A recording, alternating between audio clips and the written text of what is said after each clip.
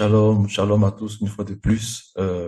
Je vous salue tous dans le précieux nom de notre Seigneur Jésus-Christ. Alors, nous n'allons pas tourner autour du pot. Le temps qui nous est imparti est très court. Nous n'allons pas courir également, mais nous allons marcher sans nous arrêter. Amen.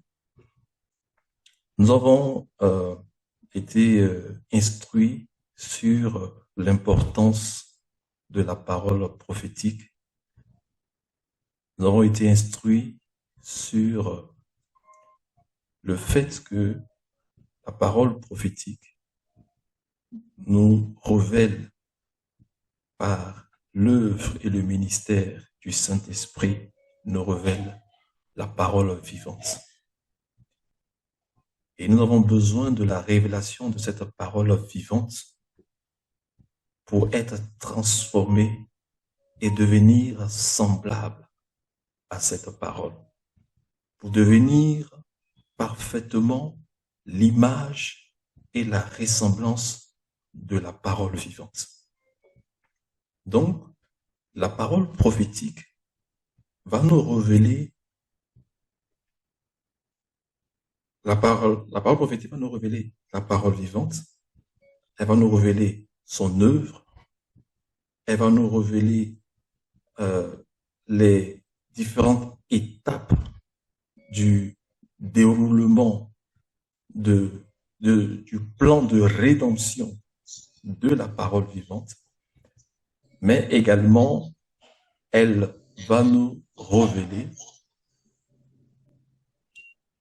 va également nous révéler les oppositions, le combat, la guerre, l'environnement dans lequel nous allons devoir avancer pour arriver à parfaitement être à l'image et à la ressemblance de Dieu.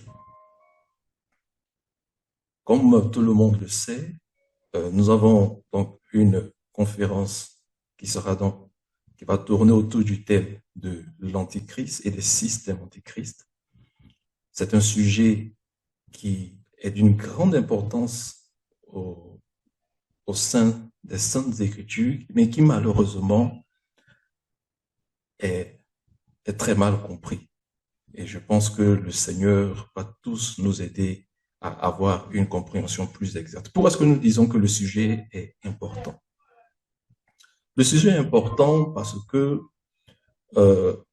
l'apôtre Paul, dans son épître aux Thessaloniciens, en 2 Thessaloniciens chapitre 2, à partir du verset 1 au verset 4, l'apôtre Paul déclare, « Pour ce qui concerne l'avènement de notre Seigneur Jésus-Christ et notre union avec lui, nous vous prions, frères, de ne pas facilement vous laisser ébranler dans votre bon sens, de ne pas vous laisser troubler, soit par quelques inspirations, soit par quelques paroles, ou par quelques lettres qu'on dirait venir de nous, comme si le jour du Seigneur était déjà là.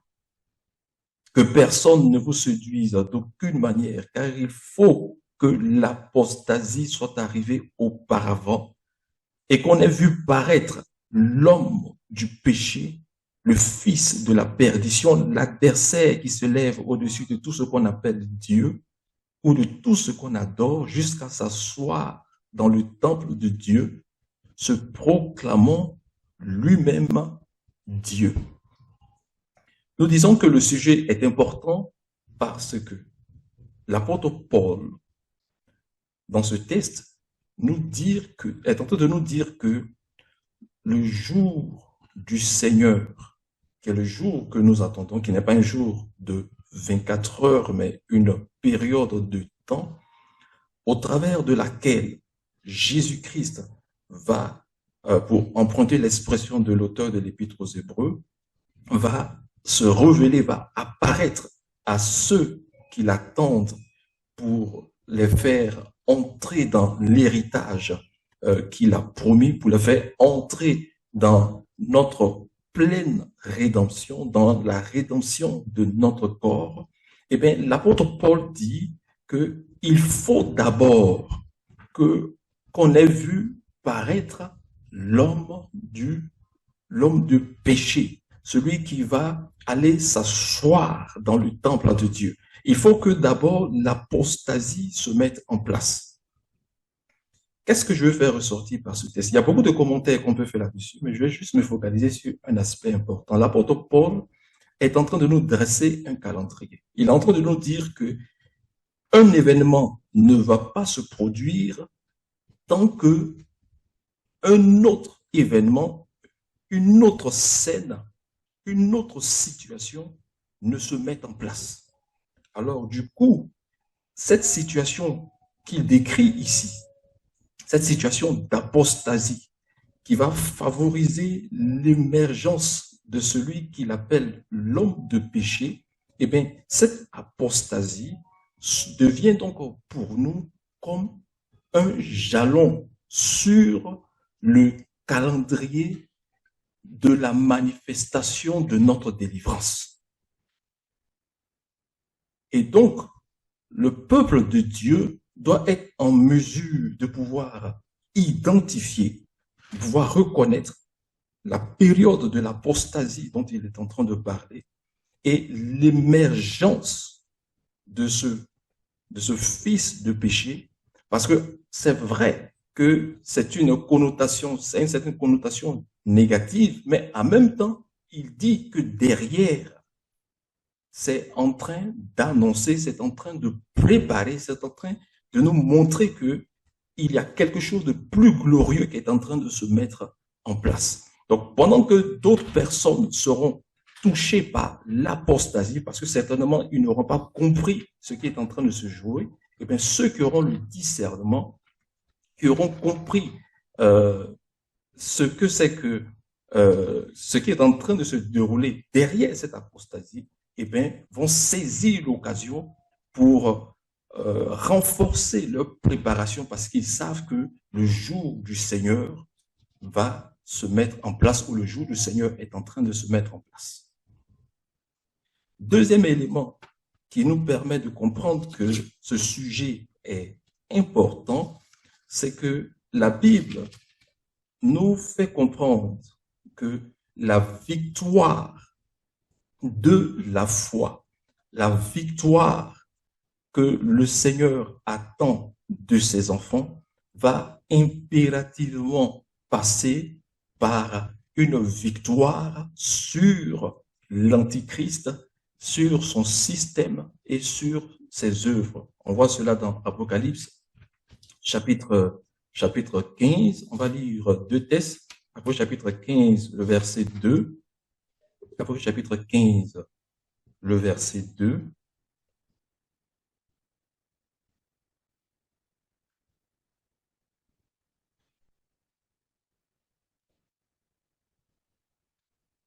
Alors, il dit, « Et je vis comme une mer de verre mêlée de feu, et ceux qui avaient vaincu la bête et son image et le nombre de son nom, debout sur la mer de verre, ayant des harpes de Dieu. Ils chantent le cantique de Moïse, le serviteur de Dieu, le cantique de l'agneau, disant, tes œuvres sont grandes et admirables, Seigneur Dieu Tout-Puissant.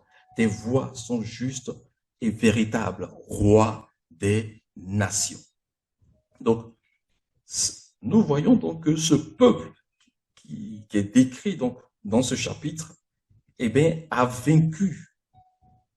Ils ont vaincu donc la bête, son image et le nombre de son nom, comme condition pour accéder au trône, pour accéder, n'est-ce pas, à des trônes dans la gloire, dans la présence de Dieu, j'ai failli dire dans le saint sanctuaire, dans la gloire de Dieu.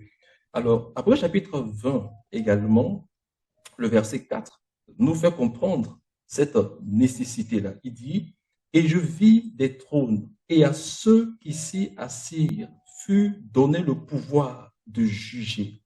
Et je vis les âmes de ceux qui avaient été décapités à cause du témoignage de Jésus et à cause de la parole de Dieu, de ceux qui n'avaient pas adoré la bête ni son image, qui n'avaient pas reçu la marque sur leur front et sur leurs mains.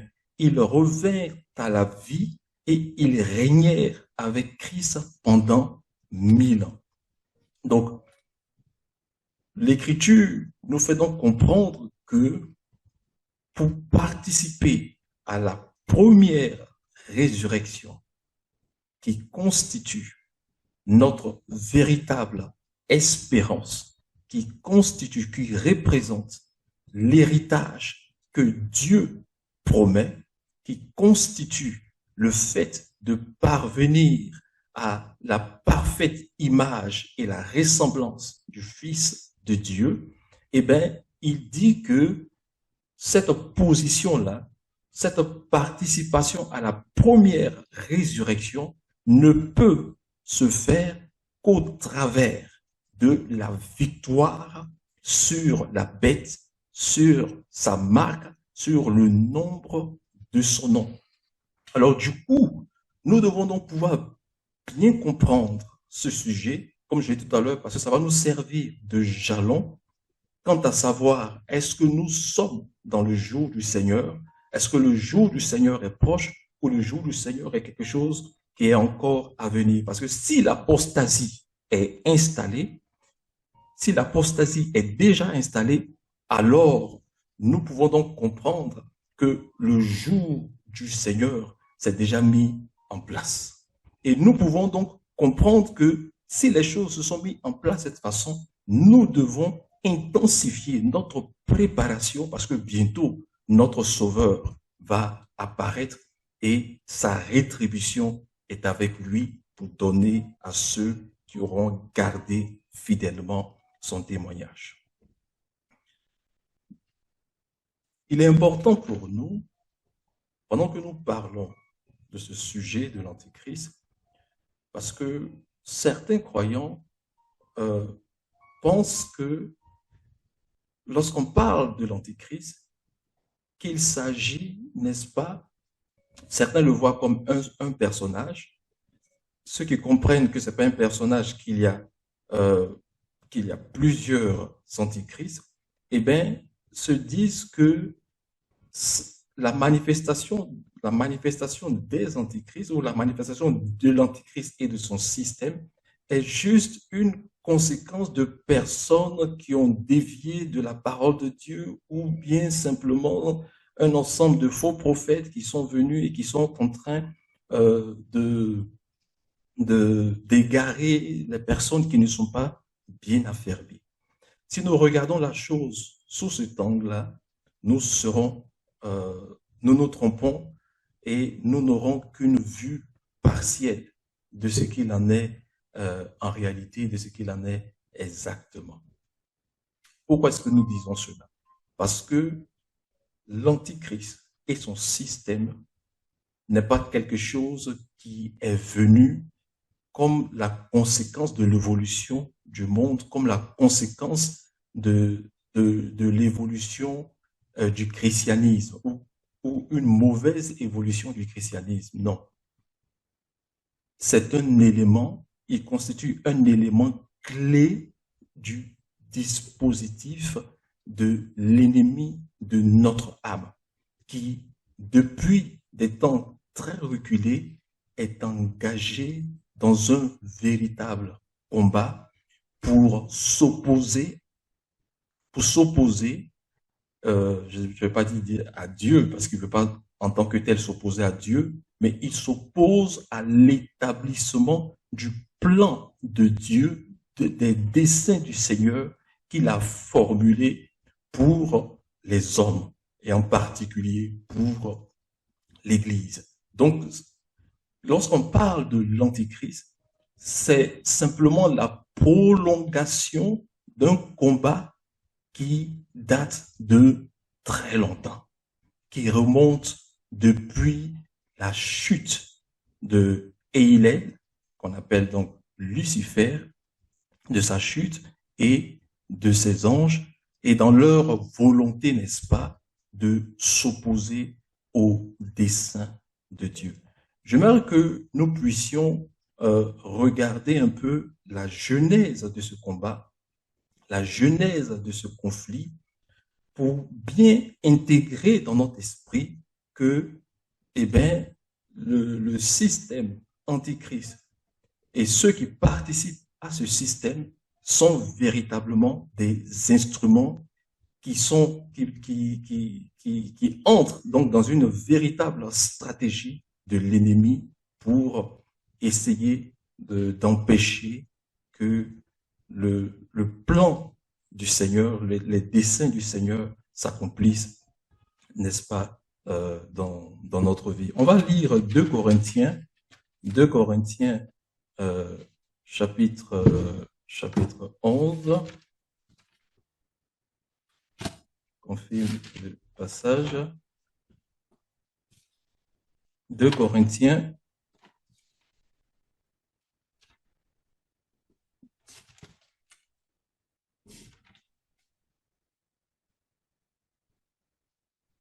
Chapitre 11, on va lire à partir du verset 2. Il dit, 2 Corinthiens chapitre 11, à partir du verset 2, l'apôtre Paul déclare, « Car je suis jaloux de vous d'une jalousie de Dieu, parce que je vous ai fiancé à un seul époux pour vous présenter à Christ comme une vierge pure. » Je vous ai fiancé pour vous présenter à Christ comme une vierge pure. Donc l'apôtre Paul est en train de nous dire que son ministère a consisté à préparer l'Église à rencontrer le Seigneur. Et ça doit être le souci, je mets souci en griffe, mais l'objectif, la passion de tous les ministères, la préparation de l'Église à la rencontre de l'époux. Bien aimé, nos rencontres ne sont pas des rencontres pour perdre le temps, de faire passer le temps en attendant que Jésus vienne nous chercher et que nous allions au ciel. Donc, on ne rencontre pas Jésus sans une préparation adéquate. C'est impossible. On ne peut pas voir Jésus si on n'a pas été préparé à le rencontrer. Et l'apôtre Paul dit que je vous ai fiancé.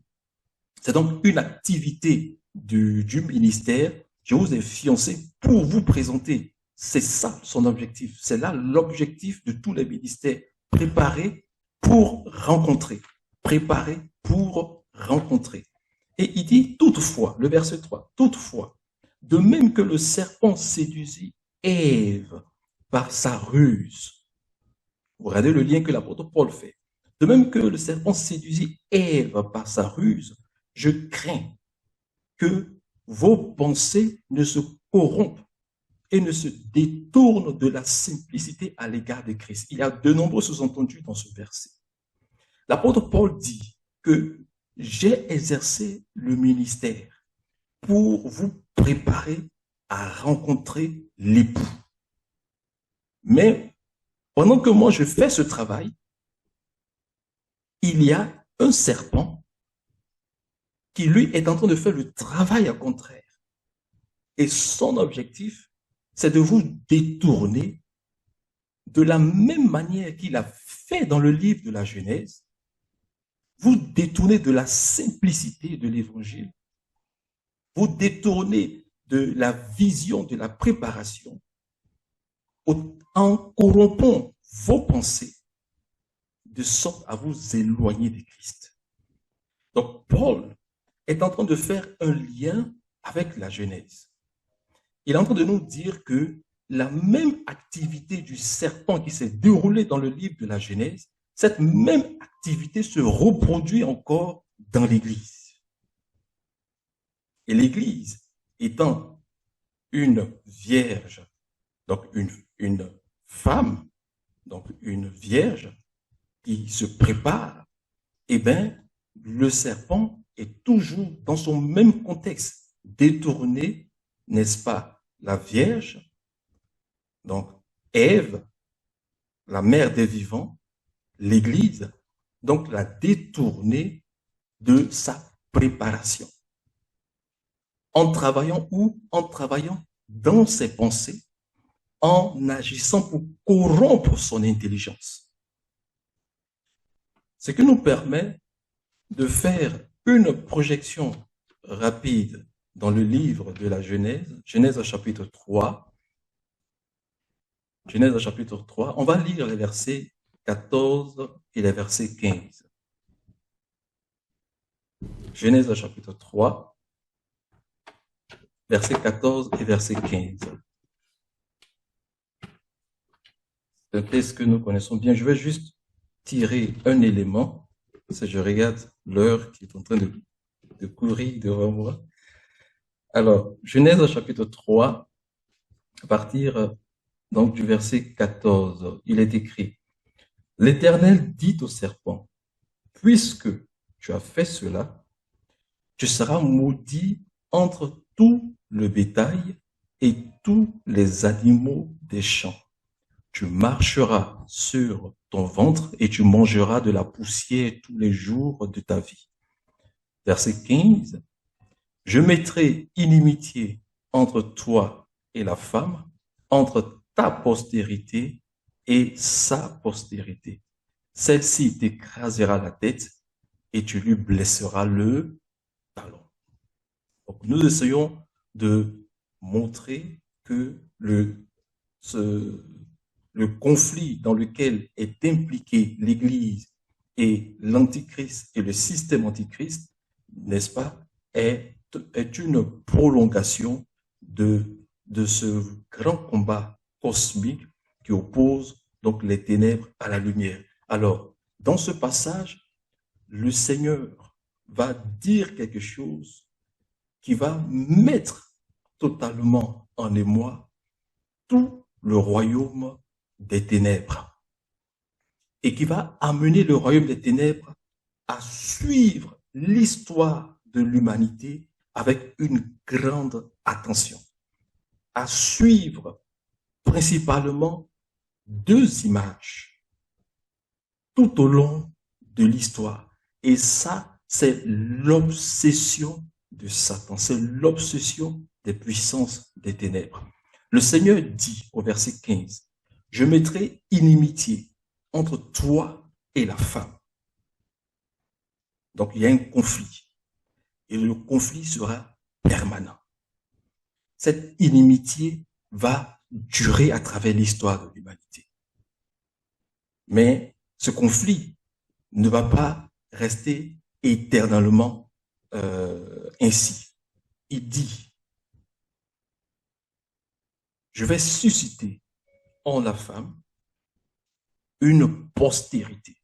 Cette postérité t'écrasera la tête et tu lui blesseras le talon. Donc, l'ennemi sait que sa fin viendra de la postérité de la femme. Il lui faut donc pouvoir traquer continuellement cette femme pour s'assurer que cette femme ne mette pas au monde cette postérité, parce qu'il sait que la postérité de la femme signe la fin de son royaume. Et c'est donc cette femme qu'il va suivre à travers l'histoire de l'humanité. On n'a pas eu le temps d'entrer dans des détails. On aurait pu voir cela à travers le livre de la Genèse et parcourir le livre de la Genèse. On allait voir les traces de cette poursuite, la poursuite de cette femme-là. Mais on va déjà se projeter dans Apocalypse chapitre 12. On va se projeter dans Apocalypse chapitre 12, dans le texte que nous connaissons bien.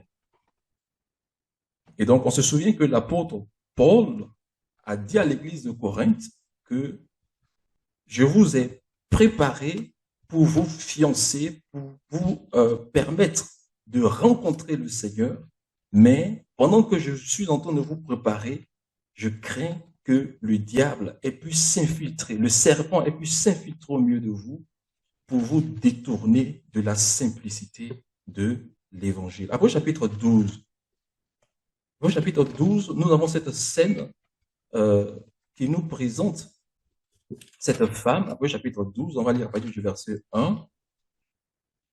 Je vais me contenter de certains éléments et puis faire un commentaire. Après chapitre 12, on va partir du verset 1.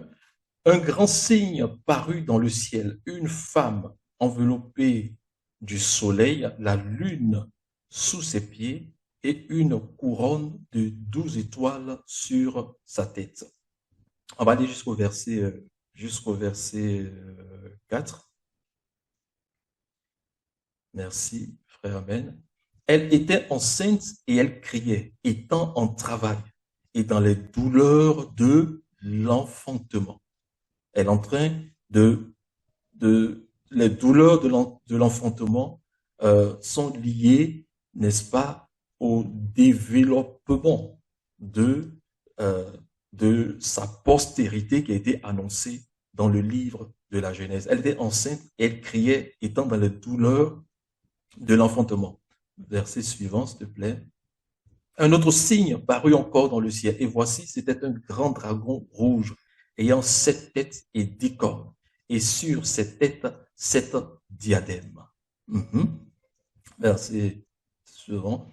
Sa queue entraînait le tiers des étoiles du ciel et les jetait sur la terre. Le dragon se tint devant la femme qui allait enfanter afin de dévorer son enfant lorsqu'elle aurait enfanté. Mais cet enfant, c'est son totem en fait. C'est le totem du dragon. Et il ne peut absolument rien faire à cet enfant-là. Il ne peut absolument rien faire. Donc, on a la même scène, en fait. Le livre de la Genèse, Genèse chapitre 3, versets 14 et 15, c'est la même scène que Apocalypse chapitre 12. C'est vrai que ici, le royaume des ténèbres s'est métamorphosé, est devenu complètement, c'est organisé, c'est structuré encore de façon plus étoffée.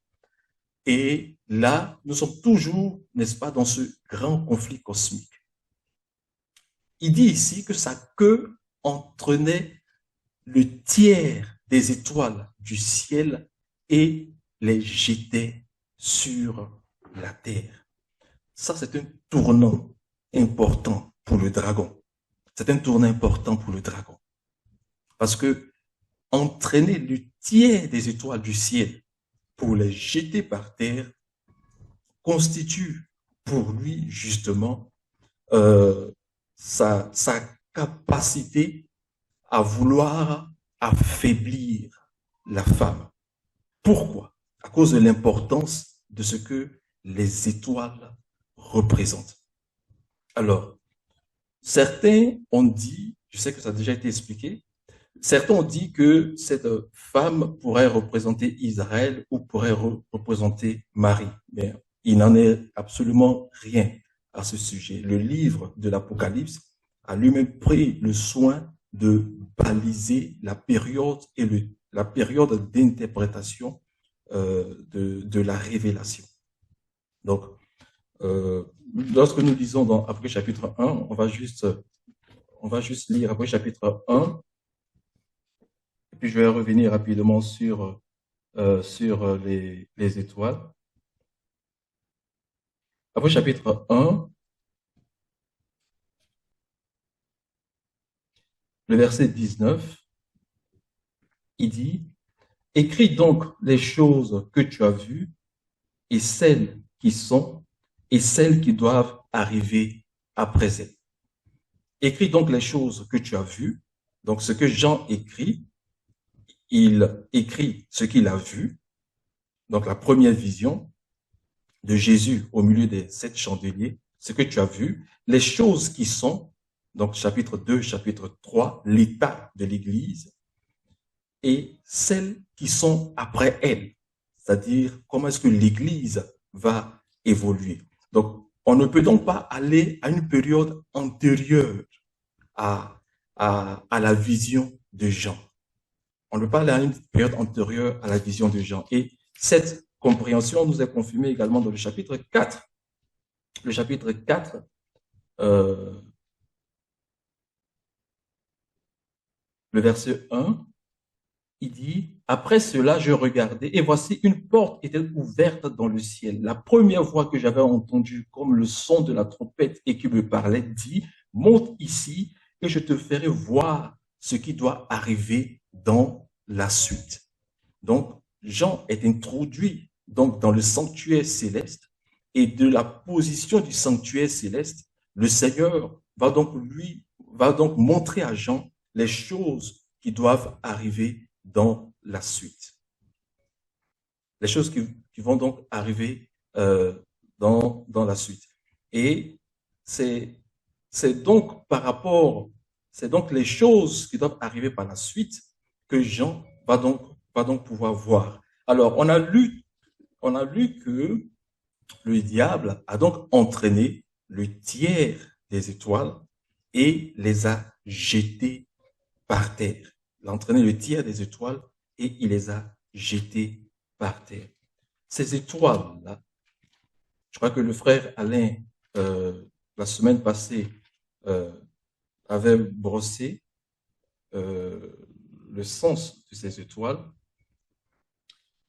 Ces étoiles-là représentent, n'est-ce pas, les ministères que le Seigneur a donnés et qui ont pour charge, souvenez-vous ce que Paul a dit dans 2 Corinthiens chapitre 11 qu'on a lu, que je vous ai fiancé pour vous présenter à Christ comme une vierge pure. Donc, les ministères travaillent pour préparer l'Église à rencontrer le Seigneur dans les vêtements adéquats, dans la justice et la droiture qui convient à l'épouse.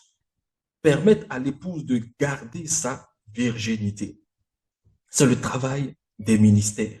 Et donc, le diable va donc agir sur justement les instruments que Jésus utilise pour préparer son épouse.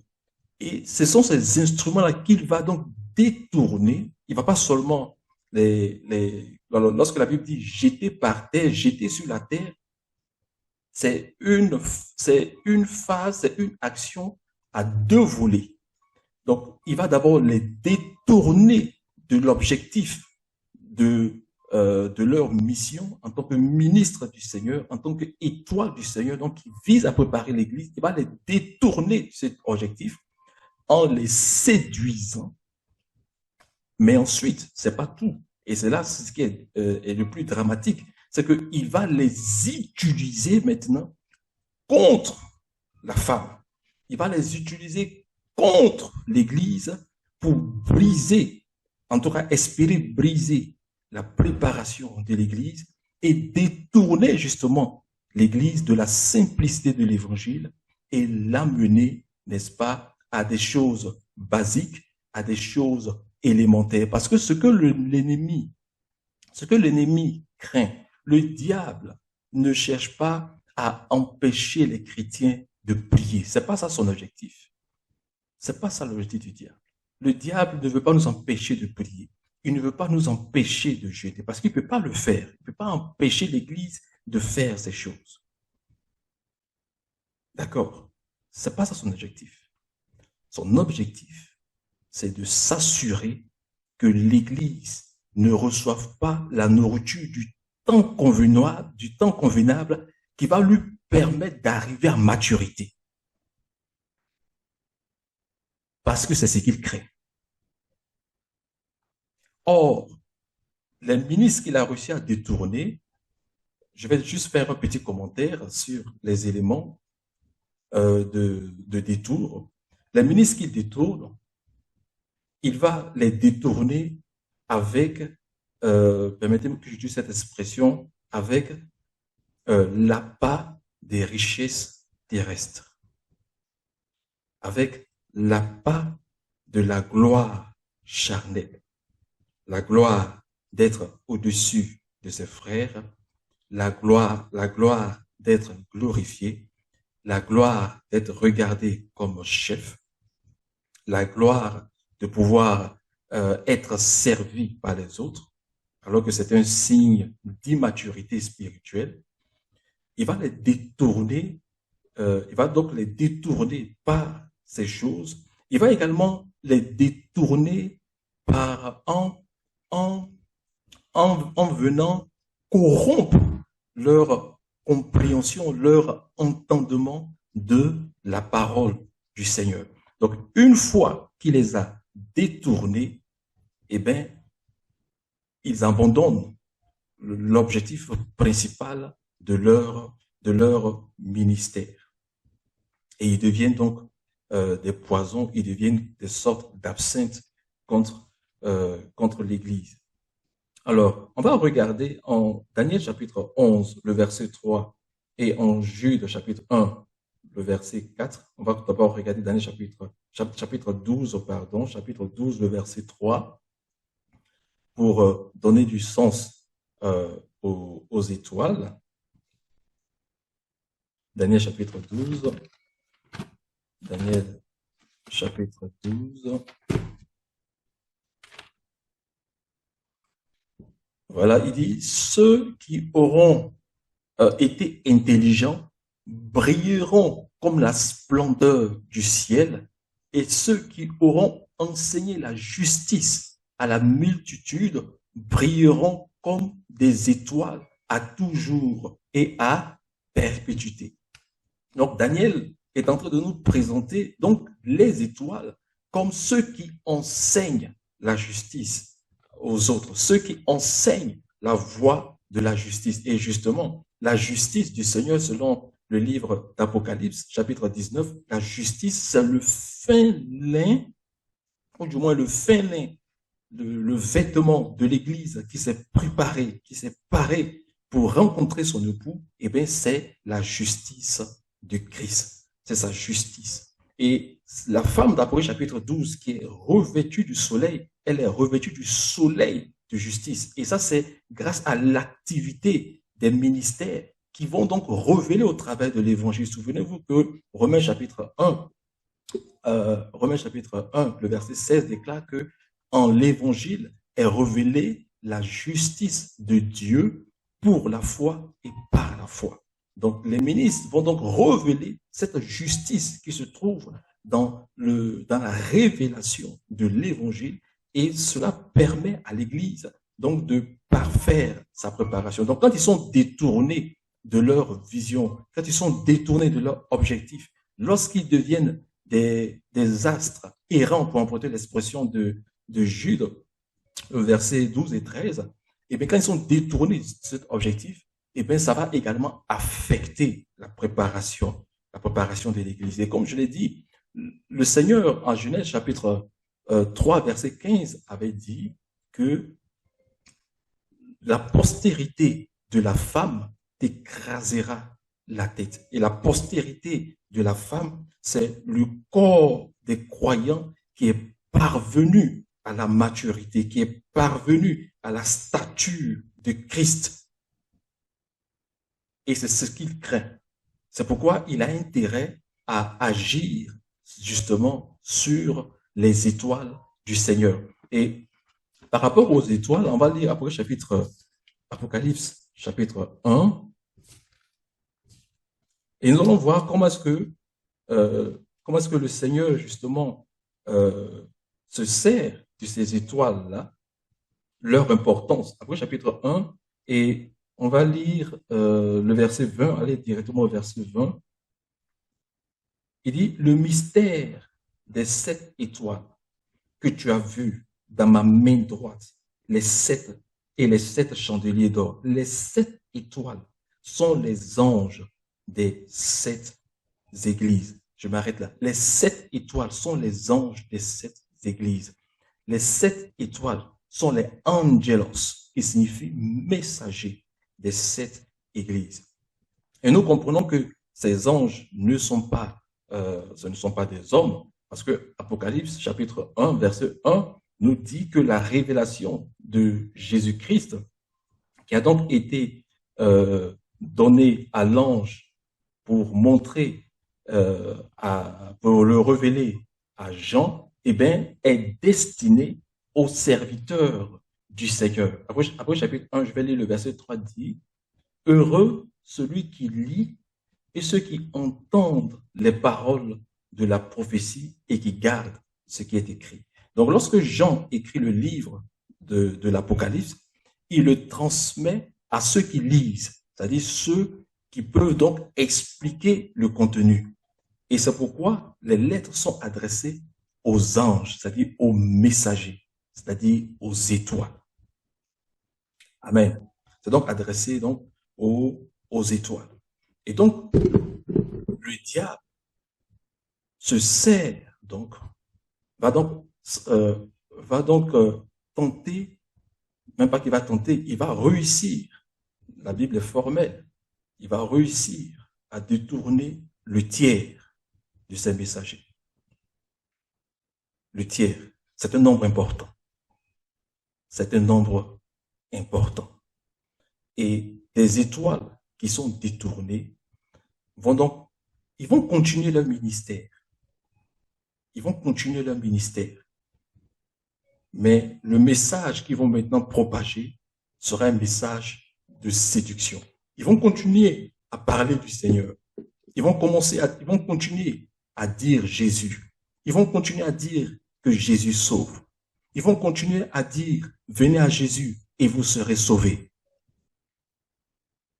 Mais en réalité, ils auront enlevé la clé de la science. Et c'est exactement ce que Jésus avait reproché aux scribes et aux pharisiens de son époque. Il dit, vous avez enlevé la clé de la science. Vous n'êtes pas entrés et vous empêchez ceux qui veulent entrer d'y accéder. Mais pourtant, les scribes et les pharisiens n'ont jamais dit, venez, allons adorer Baal. Ils n'ont jamais dit, venez, allons, livrons-nous au péché. Non, au contraire. Ils ont continué à prêcher la loi de Moïse. Mais le message a été dilué. La clé qui permet véritablement de connaître le Seigneur, de faire l'expérience de la sagesse et de l'intelligence du Seigneur, d'aiguiser le discernement et de garder les yeux fixés sur le plan et le projet de Dieu. Cette clé-là a été enlevée. Et c'est pour cela que la prostituée d'Apocalypse 17, on va la regarder rapidement au travers de ses vêtements. Après chapitre 17, je vais chercher un aéroport où atterrir. Après chapitre 17, on va lire à partir du verset 3. Il dit, il me transporta en esprit dans un désert et je vis une femme assise sur une bête écarlate pleine de noms de blasphème, ayant 7 têtes et 10 cornes. Verset 4, cette femme était vêtue de pourpre, d'écarlate et parée d'or et de pierres précieuses et de perles. Elle tenait dans sa main une coupe d'or remplie d'abominations et des impuretés de sa prostitution. Ici, nous voyons une autre femme. On n'a pas le temps de lire certains textes, mais déjà, nous avons compris que l'Église est une femme, mais c'est une vierge qui se prépare à rencontrer le Seigneur. Ici, nous avons une femme, mais elle est une prostituée. Donc, ça veut dire qu'elle s'est détournée de son premier mari. Et elle a pris un autre chemin. Il dit, cette femme était parée, elle est parée de pourpre, d'écarlate. Elle est ornée d'or, de pierres précieuses et de perles. La pourpre et l'écarlate vont symboliser sa luxure et son idolâtrie.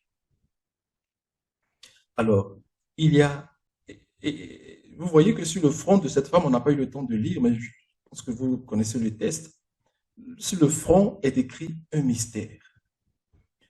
Les couleurs de son vêtement peuvent aller dans deux directions. Ça symbolise la richesse, ça symbolise la luxure.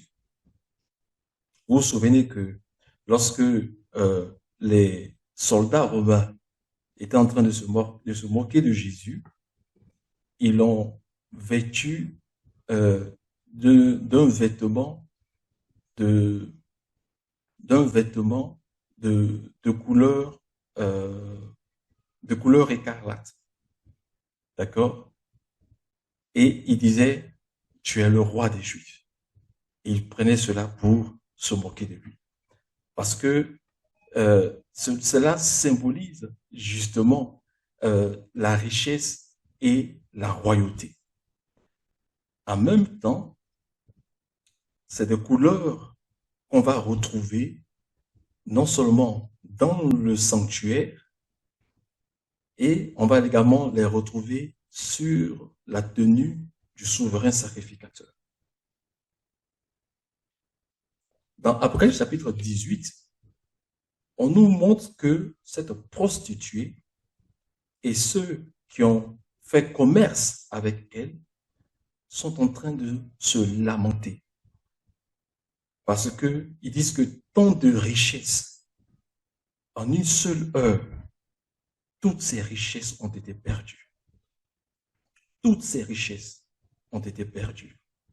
C'est une femme qui, à l'extérieur, visiblement, va donner l'impression d'être bénie, suivez-moi bien, d'être bénie par la faveur de Dieu, par ces signes extérieurs. Donc, une luxure extérieure qu'elle va mêler dans un discours comme le produit, n'est-ce pas, comme le produit d'une grâce et d'une bénédiction du Seigneur. Au point que ceux qui vont commercer avec elle, mais surtout les saints qui seront sous son contrôle, sous son pouvoir, auront le sentiment qu'ils sont dans un contexte de bénédiction, ils sont dans un contexte de grâce à cause des signes extérieurs de richesse. C'est pourquoi l'église, la 7e église, donc l'église de Laodicée, lorsque le Seigneur va examiner cette église, il va dire à cette église que tu dis que je suis riche, je me suis enrichi et je n'ai besoin de rien, je n'ai besoin de personne. Parce que cette église, dans les temps de la fin, va justement faire l'expérience des choses extérieures de richesse qu'elle va assimiler à de la grâce.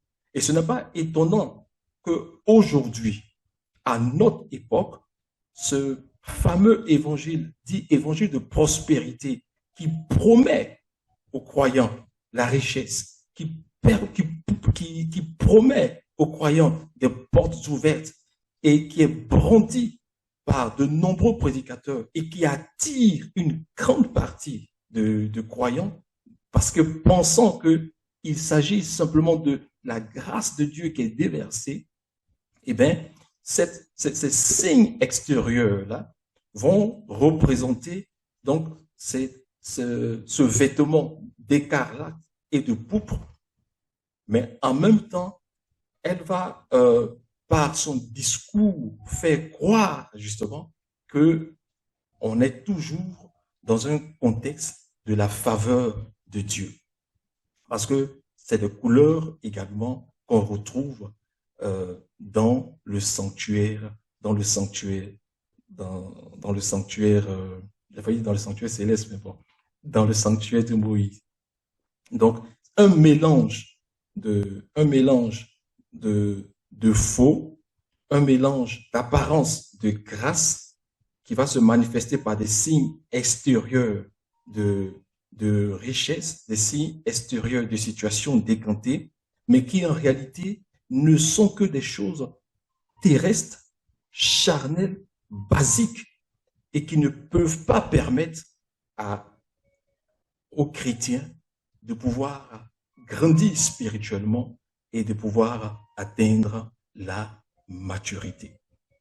Et c'est un discours qui évolue et qui est profondément implanté aujourd'hui, que nous pouvons malheureusement déplorer.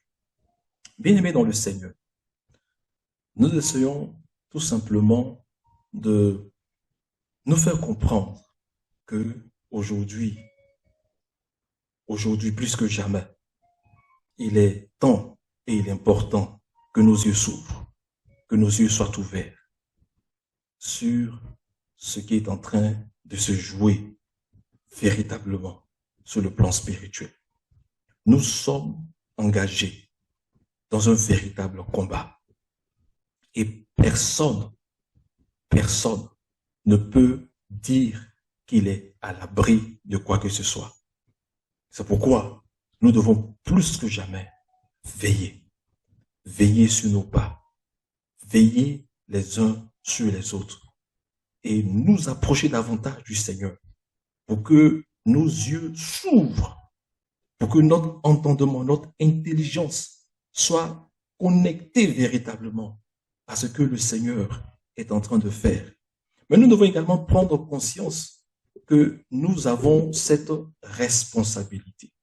Nous avons cette responsabilité de parler à nos frères, de parler à nos sœurs qui se trouvent prisonniers et prisonnières de ce système-là. La Bible déclare que cette femme était ivre du sang des saints. C'est étrange. Elle s'enivre du sang des saints en Apocalypse chapitre 17, le verset 3 au verset 5, et au verset 18, chapitre 18, au verset 4, on nous dit, sortez du milieu d'elle, mon peuple. C'est un contraste. Voilà une femme qui a donc les apparences extérieures de richesse, de bénédiction divine, parce qu'elle mélange grâce ou semblant de grâce aux choses spirituelles. Mais en réalité, c'est les choses charnelles, des messages terrestres, des choses qui poussent à s'intéresser aux choses de la terre. Elle s'enivre du sang des saints, mais les saints sont à l'intérieur. Comment on peut être victime de cette femme? Elle boit notre sang et on est à l'intérieur.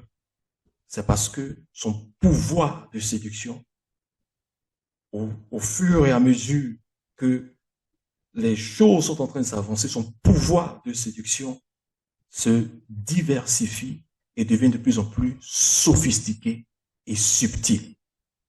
Je disais tout à l'heure que nous sommes tous concernés. Vous vous souvenez que Jésus a dit à ses disciples qui, après la Pentecôte, sont devenus des apôtres. Jésus leur a dit, prenez garde, car il s'élèvera de faux Christ et de faux prophètes. Malgré le niveau de maturité que Jésus savait qu'ils allaient atteindre, malgré le fait que Jésus savait qu'ils allaient briller par leur ministère sur l'Église, il leur a dit, prenez garde, pour dire que même vous, si vous ne faites pas attention, vous ne pourrez pas échapper aux conséquences de ce grand conflit cosmique. Alors, bien-aimés dans le Seigneur, nous sommes tous concernés. Chaque assemblée locale est concernée par le message de l'Antichrist. Chaque frère, chaque sœur est concerné. Et nous devons prendre garde à ces choses pour nous focaliser sur le Seigneur. Au nom de Jésus. Amen.